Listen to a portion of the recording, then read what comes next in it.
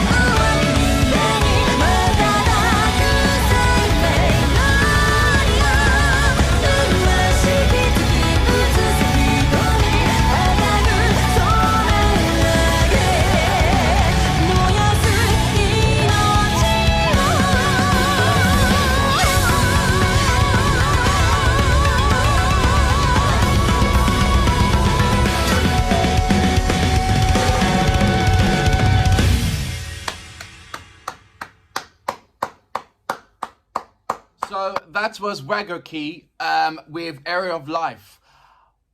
The thing is, you know what, it's a massive different... Well, I reacted to Queen of the Night, and Queen of the Night had this kind of strong storyline. it had this drive, I connected with it on in an emotional way that is like, wow, it drawn to me in such different kind of dimensions and depth. And then I'm hearing this one, and it's completely a different kind of feeling to Queen of the Night, completely. And this is what I like. It's not like, once you get used to, you heard Wagakki's song and like, brilliant, you're fixated on that song, then they come with a different thing, which is completely different from that one, and it gives you a different kind of vibe. Certain bands, like when you hear about 3 or 4 of their songs, it's like almost like they're all, it sounds the same as their last song, and that sounds the same as that song, and they're not really trying to make something different or being something like, you know what I'm saying? But Wagakki gives me that different, there's 8 people in their band, all playing, 8 people in the band, all playing instruments that you would not necessarily find in a modern band, doing sort of like with fusion of heavy metal and rock and all different kind of styles. That's far and few between, and the way how they're doing it is just absolutely brilliant. The way how the concept, it's like, I would just love to sit down in a room with them and think like, what do you think about to bring your next to bring in your next music in? How do you start your jam? Who starts first? What instrument starts first when you want to think of an idea of a song? I just love to hear that, because I don't know if it will be Yuko that will start off and just writing, or does Yuko wait for the rest of the band to jump in and then she starts writing and doing things? It's just lovely. I mean, when I heard her sing in, sorry, my voice just went. When I heard her sing in Queen of the Night, she reminded me of Asami. If you don't know who Asami is, please check out Asami from the Love Bites. She gave me that same kind of texture and vocals. And then when I'm listening to her now, I'm seeing more of her own identity coming into it. I think it was more of myself have to coming away from it more than herself, because I've been listening to a number of female Japanese artists, especially in the heavy metal genre. And because I'm hearing that distinctive pitch noise, that is sort of like majority of the female artists sing around, that kind of thing, it's very hard to identify identify their DNA within their singing capabilities until they do something like, or a riff or a high note or something that sticks out to say, okay, nobody else does that. So for me, I'm glad to beginning to see and unravel in what Wagakki are about and what their individual depths are. And this was a perfect video to show what they individually can do, because it panned out on various artists and their instruments, whereas before, like Queen of the Night, it was sort of like panned out, going on the group, then going back into the storyline. And there's various other, I think this is my 4th Wagakki reaction so far, and this is the first time with individual. Like I said, you're seeing a individual part, like they almost had their solo piece, but not a solo piece. It was more longer on the individual artist, so I can see now with certain, what the certain instruments were doing, and not how there's playing a part in the actual music, because you can see that it's relevance, you can see that it's not a problem, but it's just nice to see the feeling and emotional ties what the individual artists have with the instruments, which wasn't really felt. The only thing that you saw was Yuko doing her music, Yuko doing being emotionally tied with us and portraying the storyline, because she's the lead in the band. So it was just nice to see that. Altogether, I like this and what it brought it bring to the table. I'm going to now do, which I have to, my next reaction would have to be a live event, and to see them live and to see this amazing thing taking to place.